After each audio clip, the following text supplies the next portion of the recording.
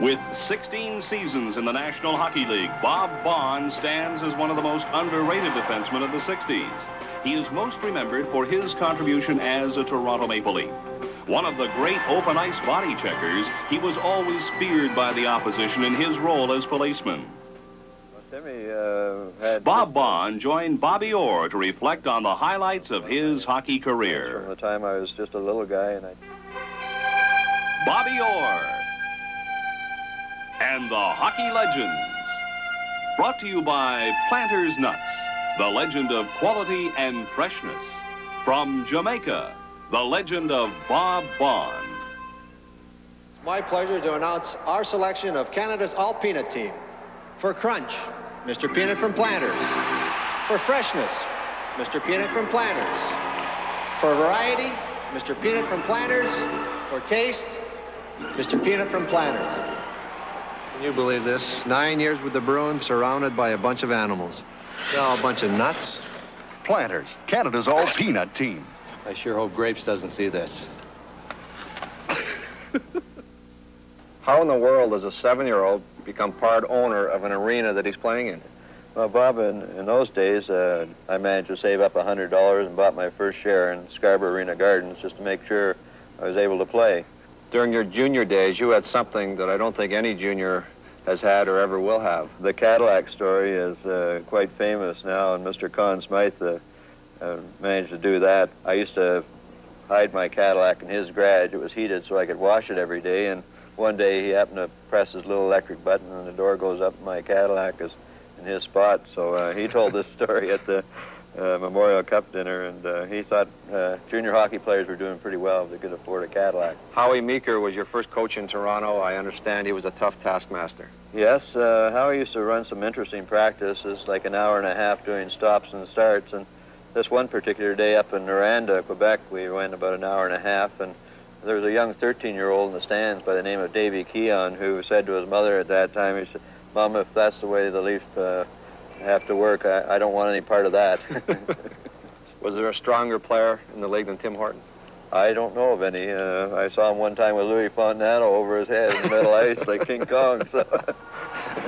Baun moved through the Leaf farm system and was a member of 2 Memorial Cup championship teams before joining Toronto in 1956. With all-star rearguards Carl Brewer, Alan Stanley, and the late Tim Horton, Baun celebrated 4 Stanley Cups in Toronto. His most memorable moment came when he scored the overtime goal in the 6th game of the 1964 final against Detroit on a broken ankle. I blocked a shot in front of the net during killing the penalty, and it was numb then, and I couldn't figure out what was wrong. And then when I went into the face-off with Gordie Howe, I just heard a snap, and it caved in underneath me. The 7th game was going to be played 2 days later in Toronto. What did you do in between games? Well, I disappeared on everybody. Nobody could find me. And I put my leg in ice for 2 days, kept it there, arrived at the Gardens about 20 minutes before the game, had Dr. Jim Murray freeze my leg and tape it up, and played the game, and we won the Stanley Cup. What made the Leaf defense so great? We spent more time on our game plan, and certainly we had a book on hockey players that we worked at it. We knew who the lines were coming out. We were far more consistent in our pairings. For instance, they had Alan Stanley and Tim Horton as a pair, and Carl Brewer and myself, who'd played for probably about 7 years running with other fellows filling in. By the time of the NHL's first expansion draft, you were having a problem with punch. I used to be involved in telling young people about their contracts that they had to negotiate, and one day Punch caught 8 of them standing outside my room waiting their turn to come into my room, and I think that was the beginning of the end for Bob Baun in Toronto. After 11 seasons in Toronto, Baun was left unprotected in the 1967 NHL expansion draft. Selected by the California Golden Seals, he subsequently was traded to Detroit in 1968.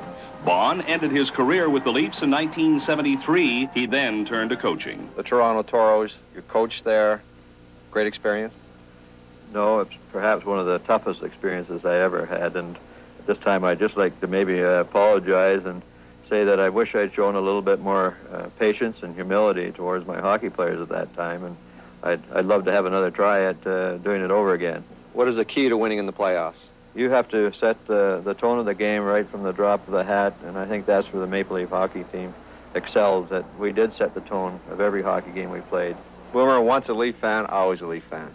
I think, no, I'll always have that Maple Leaf tattooed on my backside, but Harold puts it the best that I spend more now for my 5 pairs of subscriber tickets than I made my first year in playing hockey.